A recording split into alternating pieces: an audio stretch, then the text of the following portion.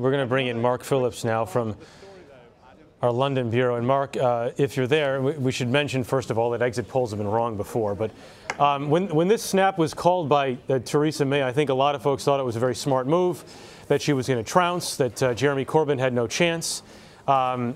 If the exit numbers, again, are correct, that's a pretty surprising result for Jeremy Corbyn. It's a shock result. It's a sensational result for Corbyn. He was given close to zero chance, and especially, of course, by Theresa May. His low standing in the opinion polls and her relatively high one was the reason she took this gamble and called this vote. She was sitting somewhere around 17–20% ahead of him when she called this vote 6–7 weeks ago, and it seemed like this was going to be a coronation and not an election. But a number of things happened over the course of the campaign. He wasn't as bad a campaigner as was predicted he might be. He had several points in the party manifesto that resonated very well, apparently, with the electorate.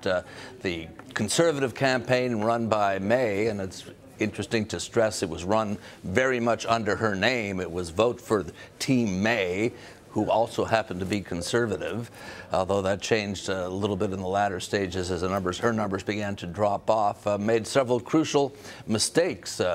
They were taken as mistakes at the time, and they've been proven again if this exit poll stands up. They've been proven again in the actual vote. She started at 17%. In the days leading up to the vote, it was down to single digits, and this is so close now that we're into what's called hung parliament territory, where the Conservatives, it appears on these numbers, will not have a majority, will not be able to push their program through government. The combined votes of the opposition parties, particularly the largest of them, of course, being Labour, but also the Scottish Independent Party, the Liberal Democrats, a third party here, and a couple of other minor parties as well, would have enough to oppose any legislation she tried to move through. This was a huge gamble for her. It seemed like a safe one in the early stages, and she has lost it.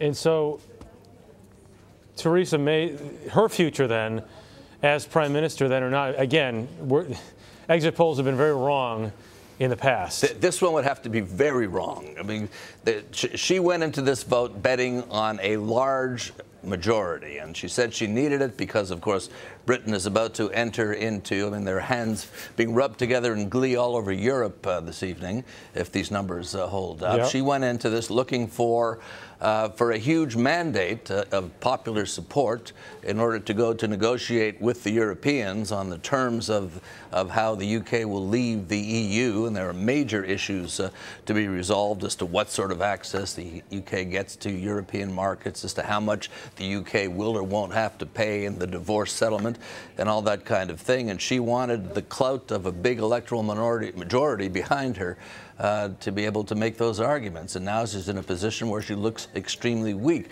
I mean, she began this, her election catchphrase was strong and stable, that she represented strength and stability in going into these negotiations. And already in the campaign, she was being called weak and wobbly, and this vote seems to confirm it. After being considered so strong when she called this snap just 2 months ago. Mark, how did the terror attacks 3 in 3 months play into the campaigning of both Corbyn and May in recent days? Well, you'd have to say they worked for Labour. I mean, the argument at the time when these terrible attacks happened was that Theresa May, who was a former Home Secretary, the Interior Minister, in charge of the police, in charge of security arrangements and that kind of thing, had the experience factor going for her.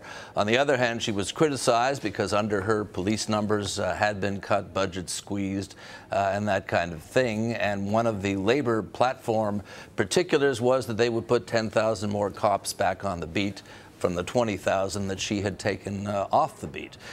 So in the end, it appears that certainly it was not a strength, a card in her hand, and it appears to have been one of the factors that led to this vote shifting Labour's way. And Mark, let me just interrupt for a second. I mean, Labour is still a trailing party in this, but the Conservatives do not have a majority on their own, and the combination of Labour and, as I say, and the other parties are enough to outvote them in the Commons. And it appears that the Conservatives, if these numbers, if they're correct, again, big if, that they will not have this majority, which, as you mentioned correctly, we're dealing with a hung parliament, and a lot of issues are thrown. So you have then the response to terrorism. Then that issue remains and will continue to be one. You talk about Brexit and how many more questions will be asked about what Theresa May or what somebody else is going to do as far as that negotiation goes. What other issues are we talking about here that are re-affected? Well, name an issue, it's affected. The campaign was run, very interestingly. May went into this campaign, she was going to run it on Brexit. This was about Brexit, about giving her a strong hand to negotiate with Europe over Brexit. The Labour Party said, no, this isn't about Brexit. This is about particular concerns within the UK economy, an end to austerity, the refunding of social programs, hospital, healthcare, education, security, all that kind of thing. They acknowledged that they would have to raise taxes to do it. They said on the very richest and on corporations, and not on normal kind of wage earners around the country. They said we have to tax more and we have to spend more on publicly funded services against the Tory model of the past two governments. And that appears again to have been an argument that had some resonance within the electorate. Mark, has there been any emergence of any new names on the British political scene? Jeremy Corbyn's been around for a long, long time. Theresa May is a name that not a lot of people had heard necessarily, but the French just had this election. Emmanuel Macron has gotten so much attention. I just wonder, and David Cameron, who stepped away embarrassingly after Brexit happened. Tony Blair made a few comments, I think, when the snap election at least was called. But is there any talk about new folks on the stage on the British in British politics? Well, there will be. The short answer to your question is up until now, no. Up until now, the personalities that are at the heads of the various parties, the ones that were anticipated to be there. You'd have to say that May's tenure is very much in doubt now. There were already rumblings and grumblings within the Conservative Party about the way she had personalized the campaign, about the gamble that she took.